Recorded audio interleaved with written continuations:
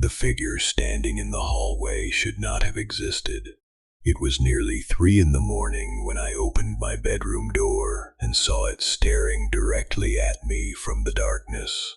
Its shape was human, but its face seemed blurred, as if reality itself refused to focus on it.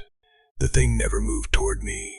It simply stood there while the air around it grew colder than any winter night I had ever experienced. Every instinct inside me screamed that I was looking at something that did not belong in our world. Then it slowly raised one arm and pointed toward the basement door. Before I could react, the figure vanished completely. What waited beneath that house? And why did it want me to find it? My name is Daniel Shea, and everything happened during the summer. My family moved into an old farmhouse outside a small town in Arkansas. The property sat alone among endless fields and dense woods that seemed to swallow sunlight before it touched the ground. At first, it felt like the perfect place for a fresh start. My parents had purchased the house for an unusually low price. The previous owners had left unexpectedly, and very few details were provided about why they moved away. We assumed it was simply another rural property with a complicated history. The house itself looked beautiful from a distance. White wooden walls reflected the afternoon sun, and a wraparound porch stretched along the front like something from a postcard. Yet whenever I looked at the upper windows, I felt as though someone was staring back. The first strange event happened on our second night. I woke to the sound of footsteps moving across the attic directly above my room. The steps continued for nearly an hour despite the fact that the attic was completely empty. My father searched the space the following morning. He found nothing except dust and old wooden beams. Even so, he admitted the footprints he heard sounded too heavy to belong to an animal. A week later, my younger sister Emily began talking about her new friend. She claimed a little girl visited her room every night after midnight.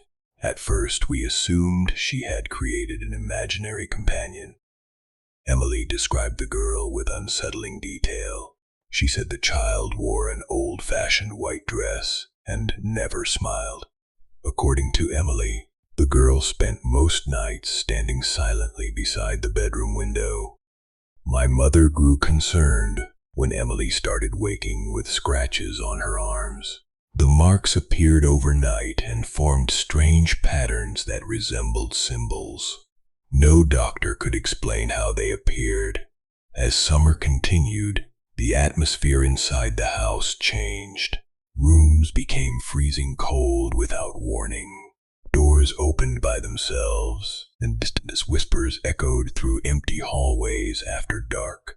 One evening I discovered something hidden behind loose boards inside a closet. A small wooden box rested within the wall cavity. Inside were faded photographs, newspaper clippings, and a worn leather journal. The journal belonged to a woman named Eleanor who had lived on the property decades earlier.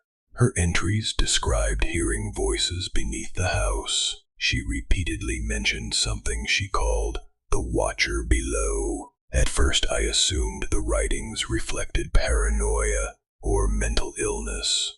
However, later entries became increasingly desperate and detailed. Eleanor claimed several people disappeared after investigating strange sounds coming from underground. One page contained a rough map of the property. A hand-drawn circle marked a location beneath the basement floor.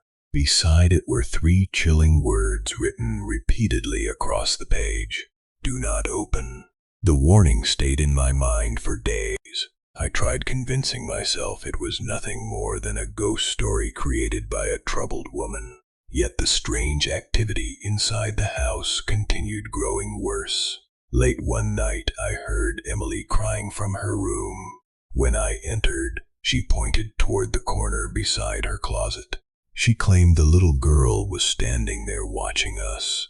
I saw nothing at first. Then the darkness shifted. For a brief second, I noticed the outline of a child-sized figure. The shape vanished instantly, but the temperature dropped so suddenly that frost formed on the inside of the bedroom window. The next morning we spoke with an elderly neighbor who had lived nearby for decades. His expression changed immediately when we mentioned the property. He asked whether we had heard voices yet. The old man explained that several families had occupied the farmhouse over the years. Many reported seeing apparitions, hearing screams beneath the ground, and witnessing shadows moving through locked room. Most left within months. According to local rumors, a tragedy occurred on the property more than a century earlier. A young girl vanished without explanation. Her disappearance was never solved. At that point, I genuinely didn't know what to do. If you had discovered what I found that summer, would you have kept investigating or walked away forever? Let me know what you think before I tell you what happened next. Despite every warning, I could not stop searching for answers. The journal, the voices, and the sightings felt connected somehow. I became obsessed with uncovering whatever secret the house was hiding. One stormy evening, the power failed throughout the property. Thunder shook the walls while rain hammered against every window.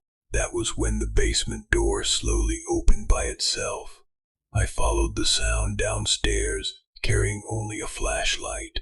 The beam revealed old stone walls covered in strange symbols identical to the scratches found on Emily's arms. None of them had been visible before. Near the center of the floor, I discovered a section of concrete that looked newer than the surrounding foundation. The location matched the circle marked inside Eleanor's journal. My heart raced as realization settled over me. Several days later, my father helped me remove the concrete. Beneath it, we uncovered a narrow stone staircase descending into darkness. Cold air rushed upward, carrying a smell like damp earth and decay. At the bottom waited a hidden chamber untouched by sunlight. Ancient wooden beams supported the ceiling while faded ritual markings covered every wall. The room felt wrong in a way that words cannot fully describe. In the center stood a small wooden chair surrounded by children's toys. Most appeared more than 100 years old. Some still contained clumps of hair attached to cracked porcelain heads. Then we found the records. Among piles of decaying papers were documents describing secret gatherings held by a cult that once operated in the area. Members believed they could communicate with entities living beneath the earth. Their rituals focused on sacrificing innocents to open a doorway between worlds. One name appeared repeatedly throughout the documents. It belonged to the missing girl from local legend. According to the records, she had not disappeared. She had been offered. The moment we finished reading, a scream echoed through the chamber. It sounded like a child crying somewhere nearby. Then dozens of voices joined in. The walls began shaking violently. Shadows poured from every corner of the room and merged into a single towering figure. Its body twisted unnaturally while countless faces emerged and vanished beneath its skin. The creature's eyes locked onto us. Every voice spoke simultaneously. The sound was so overwhelming that blood began dripping from my ears. My father grabbed my arm and pulled me toward the stairs. Behind us, the entity moved with impossible speed. The chamber seemed to stretch endlessly, as though reality itself was bending around the thing. When we reached the basement, every light inside the house exploded. Windows shattered throughout the property. Somewhere upstairs, Emily started screaming.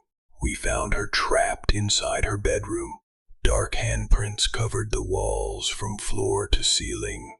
Standing beside her bed was the little girl she had described for months.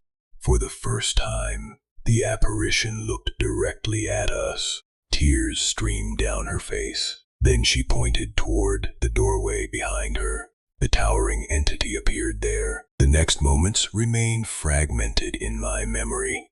The house shook violently, while deafening screams filled every room. Somehow we escaped outside, just before a section of the roof collapsed inward. By sunrise, the activity stopped completely. Authorities blamed structural failure for the damage. We never told anyone what truly happened beneath the house. Within a week, we left Arkansas forever. The farmhouse was abandoned shortly afterward. No one has lived there since. Life eventually returned to something resembling normal. Emily stopped seeing the little girl, and the nightmares became less frequent. Even so, none of us ever spoke openly about what happened. Years later, I received an envelope with no return address. Inside was a photograph of the farmhouse. Someone had circled an upstairs window with red ink. Standing behind the glass was the little girl. On the back of the photograph, a single sentence had been written. She never escaped. I still keep that photograph locked away where nobody can find it. Sometimes late at night, I swear I hear a child crying somewhere beyond my bedroom door. Every time I check, the hallway is empty. But recently something changed. Last week, I found muddy footprints leading from my front door to the basement, and I don't have a basement. If you enjoyed this story, make sure to like this video, subscribe to Grave Nova Stories, and share your thoughts in the comments below. I'll see you in the next nightmare.